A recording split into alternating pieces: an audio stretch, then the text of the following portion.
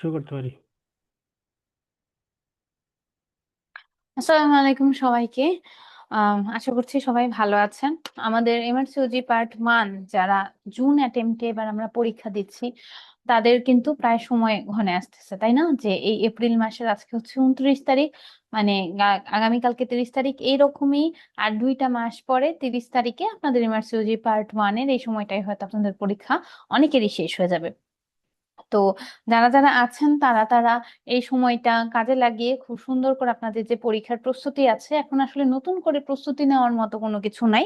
আগের যে প্রস্তুতিগুলো আপনার বাকি রয়ে গিয়েছে, যেগুলো আপনি ঠিক মতো করে প্রিপারেশন নিতে পারেন নাই, সেইগুলা আপনি এখন কাভার আপ করবেন। এবং তার সাথে সাথে আগে যে প্রস্তুতিগুলা নিয়েছেন সেগুলা বারবার করে ঝালাই করবেন, কোশ্চেন সলভ করবেন। এমআরসিওজি পার্ট 1 পরীক্ষায়, যে কোনো পরীক্ষায়, এমআরসিওজি পার্ট 1 হোক বা যে কোনো পরীক্ষায় হোক না কেন, আপনার প্রথমে কিছু জিনিস সিলেক্ট করতে হয়। You have to do smart study, কারণ একটা পরীক্ষায় অনেক ভাস্ট একটা সিলেবাস থাকে। তো সেই ক্ষেত্রে আপনি যদি সব পড়তে যান তাহলে আসলে অনেক বেশি সময় লাগে। তো একটা পরীক্ষার জন্য আমরা কতদিনই বা সময় দিতে পারি? 6 মাস, 8 মাস, তাই না? তো সবচেয়ে ইম্পর্টেন্ট যে টপিকস গুলো আছে সেগুলো আপনাকে ফাইন্ড আউট করতে হবে। যেমন এমআরসিওজি পার্ট 1 পরীক্ষায় অন্যতম একটা ইম্পর্টেন্ট টপিকস হচ্ছে ক্লিনিক্যাল পার্ট। আমাদের পার্ট পেপার 1 পেপার 2 দুইটা ভাগে পরীক্ষা হয়। এর মধ্যে পেপার 2 তে আমাদের এই ক্লিনিক্যাল পার্টটা পরীক্ষাতে আসে।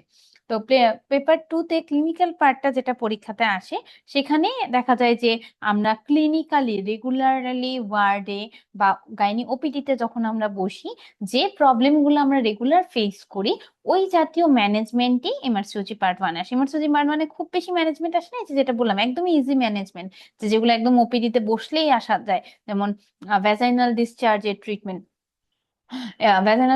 ট্রিটমেন্ট, এই টাইপের জাতীয় কমন সিমটম গুলা আমাদের হচ্ছে এমআরসিওজি পার্ট 1 পরীক্ষায় দিয়ে দেয় এবং বলে যে এটার ম্যানেজমেন্ট আপনি কি করবেন।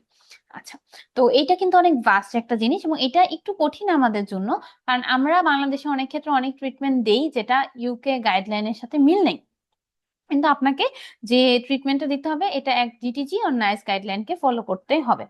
তো আমাদের কাছে, আমরা যারা গাইনি ওপিডিতে বসেছি তারা সবাই জানি যে খুব কমন একটা প্রবলেম নিয়ে আমাদের কাছে মহিলারা আসেন, সেটা হচ্ছে আমাদের কন্ট্রাসেপটিভের জন্য অনেক মহিলারা মুখে পিল খান। ঠিক আছে, পিল দুই ধরনের হতে পারে, একটা হলো ওরাল কন্ট্রাসেপটিভ পিল যেটার মধ্যে ইস্ট্রোজেন এন্ড প্রোজেস্টেরন দুইটাই থাকে, আরেকটা হচ্ছে প্রোজেস্টেরন অনলি পিল। সেটা সাধারণত যারা ব্রেস্ট ফিডিং মম আছেন তারা খান, অথবা ইস্ট্রোজেনে যদি কারো থাকে যে হার্ট ডিজিজ আছে বা থ্রম্বোএম্বোলিজম টাইপ ডিসঅর্ডার আছে, যে ইস্ট্রোজেন ইনটেক করতে পারবে না, ইস্ট্রোজেন কন্ট্রাইন্ডিকেটেড, তো সেই ক্ষেত্রে তারা প্রোজেস্টেরন অনলি পিলটা ইনটেক করেন। তো অনেক সময় যেটা হয় যে ওরাল পিল খেলে মাঝখান দিয়ে একদিন পিলটা রেগুলারলি প্রতিদিন খেতে হয়। তো এরকম খেতে খেতে দেখা যায় যে একদিন ওনারা মিস করে ফেলেন। এরকম যদি মিস করে ফেলেন এবং রোগী যদি আপনার কাছে আসেন, তখনও আপনার লাইন অফ ম্যানেজমেন্ট কি হবে? আচ্ছা, এটাই আজকে আমরা পড়ার চেষ্টা করব। আচ্ছা, পেশেন্ট যদি আপনার কাছে মিসড পিল নিয়ে আসে, আপনার ফার্স্ট কোশ্চেন, নাম্বার 1 কোশ্চেন হবে, what is the type of pill? What is the type of pill? এটা কি ওসিপি নাকি এটা পিওপি? এইটা আগে আপনাকে ডিফারেন্সিয়েট করা লাগবে। আপনি যদি এটা ডিফারেন্সিয়েট না করতে পারেন, একদম মানে পুরো কোশ্চেন ভুল হয়ে যাবে। আচ্ছা, আমরা দুইটাই পড়বো। ফার্স্টে আমি পিওপি যেটা আছে পিওপিটা পড়ি। আচ্ছা, পিওপি তে যখন আপনি পড়বেন, আমরা জানি আমাদের পিওপি অনেকগুলো আছে, ঠিক আছে? নরএথিস্টেরন আছে, লেভোনোগেস্ট্রল আছে, ডেসোজেস্ট্রেল আছে, ড্রসপেরিনোন আছে। ওকে, আচ্ছা, এর মধ্যে ডেসোজেস্ট্রেল যেটা আছে ডেসোজেস্ট্রেল যেটা আছে এটা বাদে আর যে পিওপি গুলা আছে, যেমন এলএনজি, তারপরে নরএথিস্টেরন, তারপরে ড্রসপেরিনোন, এই সবগুলাকেই বলা হয়ে থাকে ট্র্যাডিশনাল পিওপি। তাহলে আমি যদি আপনাকে বলি আপু ট্র্যাডিশনাল পিওপি কি, আপনি বুঝতে পারবেন যে ডেসোজেস্ট্রেল বাদে দুনিয়াতে যত পিওপি আছে সবগুলাই হচ্ছে ট্র্যাডিশনাল পিওপি। ওকে, ট্র্যাডিশনাল। এখন পিওপি খাওয়ার একটা সমস্যা আছে। পিওপি খাওয়ার সমস্যাটা হচ্ছে পিওপি খুবই টাইম বাউন্ড করে খাইতে হয়। হ্যাঁ, আমরা কোনো পেশেন্টকে যদি পিওপি অ্যাডভাইস করি, আমরা বলি যে ঘড়িতে অ্যালার্ম দিয়ে রাখবেন। কারণ কি? পিওপি এর টাইম পিরিয়ড, এই যে এটা যদি আপনি 3 ঘন্টা লেট করে খান, ট্র্যাডিশনাল পিল যদি মাত্র আপনি 3 ঘন্টা লেট করে খান, তাহলে সেটা আপনার লেট পিল হয়ে যাবে। তার মানে কি, ধরেন একটা পিল আপনি প্রতিদিন দুপুর 1টা বাজে খান, তারপরের দিন দুপুর 1টা বাজে খেতে আপনি ভুলে গেলেন। এখন যদি আপনি দুপুর 4টা, 3 ঘন্টা এটার আরো পিরিয়ড থাকে, তো 4 ঘন্টা মানে 4টার মধ্যে যদি আপনি না খান, তাহলে কি এটা একটা মিসড পিল হিসেবে গণ্য হবে। এটা হচ্ছে ট্র্যাডিশনাল পিওপির ক্ষেত্রে।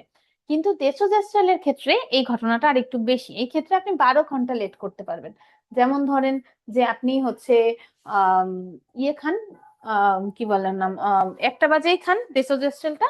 যদি আপনি রাত 1টার মধ্যে মনে করতে পারেন এবং পিওপিটা খেয়ে ফেলেন, ডেসোজেস্ট্রেলটা ইনটেক করে ফেলেন, তাহলে সেটা আর মিসড পিওপি হিসেবে গণ্য হবে না, সেটা নর্মাল পিওপি হিসেবেই গণ্য হবে। সো একটা পিওপি যদি আপনি মিসড করেন, 1 পিওপি ফার্স্টে দেখতে হবে, সেকেন্ড দেখতে হবে 1 নাম্বার কোশ্চেন দেখলাম what is the type of pill, 2 নাম্বারে দেখবো যে what is the number of pill, 1 or 2 or more than 2। যদি একটা পিওপি আমি মিস করি, যদি একটা পিওপি আমি মিস করি, তাহলে আমি যখনই মনে পড়বে না কেন, তখন আরেকটা পিওপি আমি খেয়ে নিব, তখন আরেকটা পিওপি আমি খেয়ে নিব, এবং নেক্সট পিল যেগুলো আছে সেই পিলগুলা আমি হচ্ছে মানে টাইম মতো খেয়ে যেতে থাকবো। যেমন ধরেন আপনি ট্র্যাডিশনাল পিওপি খান, যেটা বলতেছিলাম যে আপনার 1টা বাজে খাওয়ার কথা, আপনি একটা 1টা বাজে খাইছেন একদিন, খেয়ে তারপরের দিন হচ্ছে 1টা বাজে খাইতে ভুলে গেছেন, খান নাই, আপনার মনে পড়ছে কখন, 5টা বাজে। সো যখন 5টা বাজে মনে পড়ছে, আপনি তখনই করবেন, তখনই আপনি পিলটাকে নিয়ে নেবেন, টেকটা পিল। এটা কিন্তু তখন মিসড পিল হিসেবেই গণ্য হবে। ওকে, যেহেতু 4 ঘন্টা পার হয়ে গেছে, সরি 3 ঘন্টা পার হয়ে গেছে, সো এটা কিন্তু একটা মিসড পিল হিসেবেই গণ্য হবে, এবং আপনি তখনই এই টেক দ্য পিল এরকম নেবেন। এবং পরের দিন থেকে আপনি 1টা বাজে থেকে আবার 1টা বাজে পিল খাবেন, পরের দিন কিন্তু আবার 5টা বাজে পিল খাবেন না, পরের দিন আবার 1টা বাজে পিল খাবেন, তারপরের দিনে আবার 1টা বাজে পিল খাবেন।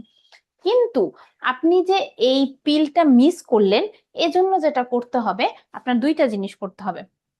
এক, আপনার পরবর্তী 48 ঘন্টার জন্য, পরবর্তী 2 দিন বা 48 ঘন্টার জন্য আপনার এক অ্যাবসিটেন্স অফ দ্য সেক্স করতে হবে, অথবা কন্ডোম ইউজ করতে হবে। ঠিক আছে, এক অ্যাবসিটেন্স অফ দ্য সেক্স বা কন্ডোম ইউজ করতে হবে। আর যদি পিওপি মিসড করার, এই পিওপিটা মিস করার 48 ঘন্টার মধ্যে, উইদিন 48 আওয়ার্স এর মধ্যে আপনার হলো আনপ্রোটেক্টেড সেক্সুয়াল ইন্টারকোর্স হয়, তাহলে হচ্ছে আপনার ইমার্জেন্সি কন্ট্রাসেপটিভ পিল নিতে হবে। আচ্ছা, এইটা একটুখানি আমি বুঝিয়ে বলি, এই জিনিসটা একটু কমপ্লেক্স। যে আপু এই জিনিসটা কি, প্রথম 2টা আমার মনে হয় আমি ক্লিয়ার করতে পারছি, যে যখন মনে পড়বে তখনই আমি খেয়ে নিব, এবং তারপরে 48 ঘন্টা হচ্ছে আমার ব্যারিয়ার অথবা অ্যাবসেন্টেন্স অফ দ্য সেক্স যেটা আছে, এটা আমি মেনটেন করব। এখন মনে করেন যে আপনার 1টা বাজে, আপনার আজকে হচ্ছে 29 তারিখ, 29 এপ্রিল। আচ্ছা, 29 এপ্রিল, 29 এপ্রিলে আপনি হচ্ছে রেগুলারলি, সাধারণত 28 এপ্রিলে, মানে প্রতিদিনই 28 এপ্রিলে আপনি 1টা বাজে পিল খান, 1 PM এ আপনি পিল ইনটেক করেন, এটা রেগুলার ইউজুয়াল বেসিস আপনি করেন। কিন্তু 29 এপ্রিলে আপনি 1 PM এ ফরগট।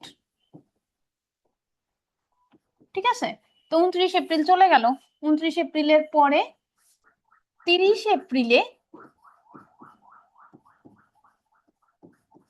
11টা AM এ আপনার মনে পড়লো যে হাই হাই আমি তো পিলটা খেতে ভুলে গেছি। তখন আপনি কি করবেন, আমি কি বলছি, যখনই মনে পড়বে না কেন, তখনই আমি টেক দা পিল, হ্যাঁ টেক দা পিল। এবং 29 এপ্রিল একই সাথে 1 PM এ আমি 1টা বাজেও আমি আমার রেগুলার ডোজে ইউজুয়াল পিল যেটা আছে এটা ইনটেক করব। আচ্ছা, এটা তো আমরা বুঝলাম।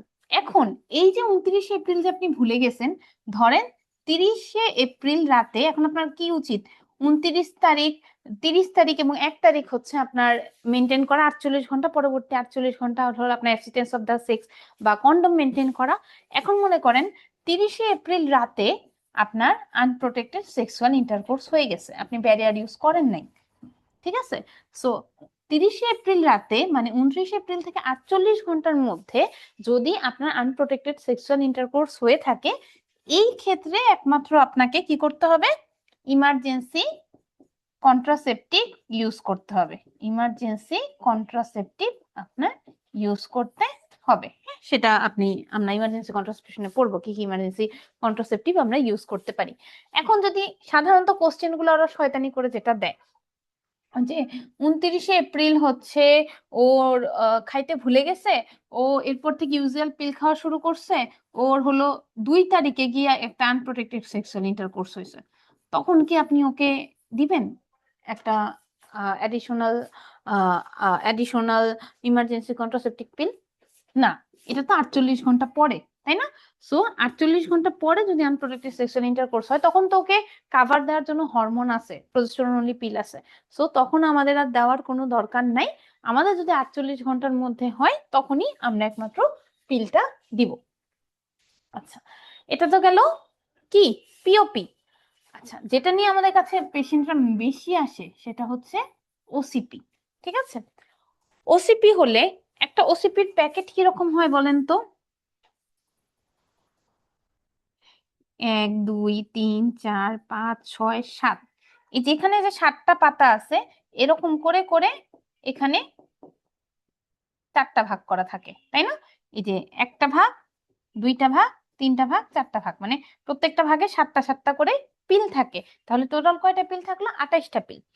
এর মধ্যে যে লাস্ট পিল গুলা আছে এগুলা হচ্ছে কি হরমোন ফ্রি পিল, সাধারণত প্লেসিবো, তাই না? সাধারণত প্লেসিবো থাকে, যে আমরা যেন 28 দিনের যে সাইকেলটা আছে ওইটা মেনটেন করি, এটা দেওয়ার জন্য এই প্লেসিবো গুলো দেওয়া হয়ে থাকে। এখন আপনি এইটা আমাদের কাছে এই পিল যদি আপনি মিস করেন, এগুলা তো আসলে হরমোন পিল না, আসল মেইন পিল হচ্ছে হরমোন পিল, তো এগুলাই, তাই না? তাহলে এই হরমোন পিলগুলোর মধ্যে যে কোনো একটা যদি আপনি মিস করেন, তাহলে ওইটা কিভাবে করে ম্যানেজ করবেন?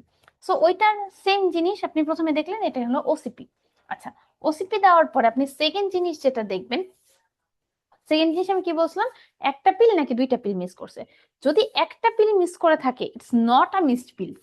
একটা পিল যদি মিস করে থাকে, ইটস নট আ মিসড পিল। হ্যাঁ, এটাকে মিসড পিল হিসেবেই করে না, এটা যখন মনে পড়বে তখনই খেয়ে নিবে এবং কন্টিনিউ করবে রিমেইনিং প্যাকেট, ঠিক আছে? এটার মধ্যে আর এক্সট্রা কিছু করার দরকার নেই। যদি 2টা বা তার চাইতে পিল মিসড হয়, তখন হচ্ছে আমার দেখার বিষয়। 2টা বা তার চাইতে বেশি পিল মিসড হলে আমার দেখতে হবে পাতাটার কোন অংশের পিল মিসড হয়েছে, ফার্স্ট হাফের, সেকেন্ড হাফের, আর থার্ড হাফের। যদি আমার ফার্স্ট হাফের পিল মিসড হয়, তাহলে আমার যেটা করতে হবে, যখনই মানে ফার্স্ট হাফ, সেকেন্ড হাফ বা থার্ড হাফ, তিনটার জন্যই মনে রাখতে হবে যে প্রথম কথা যেটা, যে যখনই পিল মনে করবে না কেন তখনই ওই পিলটা খেয়ে ফেলতে হবে, বাকি পিলগুলা রিমেইনিং টাইমে খাবে। এটা সব কিছুর বেলায় সত্য, ঠিক আছে? যে মোস্ট যখনই মিসড পিলটা মনে পড়বে তখনই খাবে এবং রিমেইনিং পিলগুলা মনে রাখতে হবে। ফার্স্টার বেলায় মানে এক্সট্রা কথাটা যেটা, সেটা হচ্ছে এখানে আম, পরবর্তী 7 দিন, 7 ডেজ কন্ডোম ইউজ করতে হবে বা অ্যাবস্টিনেন্স অফ দ্য সেক্স ইউজ করতে হবে, ঠিক আছে? এবং প্লাস যদি এই সময়টার মধ্যে আনপ্রোটেক্টেড সেক্সুয়াল ইন্টারকোর্স হয়, আমরা তো বললাম 7 দিন কন্ডোম বা অ্যাবস্টিনেন্স অফ দ্য সেক্স মেনটেন করতে হবে। যদি কেউ মেনটেন না করে, যদি আনপ্রোটেক্টেড সেক্সুয়াল ইন্টারকোর্স হয়, তাহলে ইমার্জেন্সি কন্ট্রাসেপটিভ ইউজ করতে হবে। সেকেন্ডটার বেলায় কি, সেকেন্ডটার বেলায় আমি কি বলছি, যে সবগুলোর বেলায় যেটা সত্য, যে টেক দ্য মোস্ট রিসেন্ট পিল এবং রিমেনিং পিল গুলা খাওয়ার ইয়ে করবে, চেষ্টা করবে। আচ্ছা, এবং এটার মধ্যেও আমরা 7 ডেজ কন্ডম দেওয়ার চেষ্টা, কন্ডম দিব। কিন্তু এখানে আমাদের আর ইমার্জেন্সি কন্ট্রাসেপটিভ দেওয়ার দরকার নেই, ঠিক আছে? ইমার্জেন্সি কন্ট্রাসেপটিভ এখানে দেওয়ার দরকার নেই। এটার মধ্যেও কি সেম কথা যেটা বলছি, যে take the most recent pill, remaining pill at the time, no sex, এখানের মধ্যে 7 দিন কন্ডোম ইউজ করবে এবং অমিট করবে hormone free interval. Hormone free interval মানে কি, এই যে এটার পরে এটা হচ্ছে এইটারটা, এটা হচ্ছে এইটারটা, এটা হচ্ছে এইটারটা। এই যেটার পরে যে হরমোন ফ্রি ট্যাবলেট গুলো আছে এগুলাও খাবে না। এই প্যাকেট শেষ করার সাথে সাথে আরেকটা নতুন 1 নম্বরের প্যাকেট ও শুরু করে দিবে। তাহলে কি হলো, আমার যদি ফার্স্ট উইকের একটা কথা সত্যি, সেটা 3টার বেলাতেই, সেটা হচ্ছে take the most recent pill. Second কথা হচ্ছে যে রিমেনিং পিলগুলো টাইমে খাবে, 7 দিনের জন্য কন্ডোম ইউজ করবে। এটা যে মাসের যে সময়ই ও পিল মিস করুক না কেন, প্রথম সপ্তাহ, দ্বিতীয় সপ্তাহ, তৃতীয় সপ্তাহ, এই 3টা কথা ওর জন্য সব সময় সত্যি। কিন্তু ও যদি প্রথম সপ্তাহে মিস করে এবং সেই সময় যদি আনপ্রোটেক্টেড সেক্সুয়াল ইন্টারকোর্স হয়, তাহলে ওর কি লাগবে? Emergency contraceptive. সেকেন্ড সপ্তাহে কোনো ইমার্জেন্সি কন্ট্রাসেপশনের কাহিনী নেই। থার্ড সপ্তাহেও কোনো ইমার্জেন্সি কন্ট্রাসেপটিভ সপ্তাহের বেলায় নেই, খালি হরমোন ফ্রি ইন্টারভেল তাকে অমিট করবে। সো কোশ্চেন যদি আসে ইমার্জেন্সি কন্ট্রাসেপটিভ আপনি কখন দিবেন? কেবলমাত্র ফার্স্ট উইকে, যদি আমার আনপ্রোটেক্টেড সেক্সুয়াল ইন্টারকোর্স হয়ে থাকে। সো মিসড পিল অনেক অনেক কঠিন, কঠিন না, আপনারা তো এখন পড়লেনই, এটা খুব সহজ আসলে বুঝতে পারলে। একটা পার্ট যেটা ক্লিনিক্যাল আমাদের পার্টের মধ্যে প্রতিবারই পরীক্ষায় আসে। এই জানুয়ারি 2026-এও আসছে, আশা করতেছি জুনেও আসবে। এবং আপনারা যারা এই পার্টটুকু দেখলেন লাইভে, তারা নিশ্চয়ই পরীক্ষার জন্য এইটা খুব সুন্দর করে অ্যান্সার করতে পারবেন। যারা চাচ্ছেন যে পরীক্ষার প্রস্তুতি শেষ, আপনারা আমাদের সাথে সাবজেক্ট ফাইনাল গুলা দিবেন। আমরা একদম হাই এল টপিকে, যে মিসফিলের মতো হাই এল টপিক যেগুলো আছে ওগুলোর উপরে বেস করে করে আমরা আমাদের সাবজেক্ট ফাইনালের কোশ্চেন গুলো প্রিপেয়ার করেছি। আপনারা যদি চান, আমাদের সাবজেক্ট ফাইনাল ব্যাচের অ্যাডমিশন এখন অনগোয়িং আছে। আগামী মে 7 তারিখ থেকে মোটামুটি আমাদের শুরু হয়ে যাবে সাবজেক্ট ফাইনাল গুলো। তারা ওই ব্যাচগুলোতে অ্যাডমিট হয়ে যেতে পারেন। আর যারা একদমই চাচ্ছেন যে আপু নতুন করে প্রিপারেশন শুরু করব, তারা আমরা মেয়ের 12 তারিখ থেকে লং ব্যাচ নিয়ে আসছি জানুয়ারি 2027-এর জন্য। তারা আমাদের সাথে অ্যাডমিট হয়ে এমএসইউজি পার্ট 1-এর প্রিপারেশন স্টার্ট করে দিতে পারেন। সবার জন্য অনেক অনেক শুভকামনা, অনেক অনেক দোয়া, আমার জন্য দোয়া করবেন। ধন্যবাদ সবাইকে।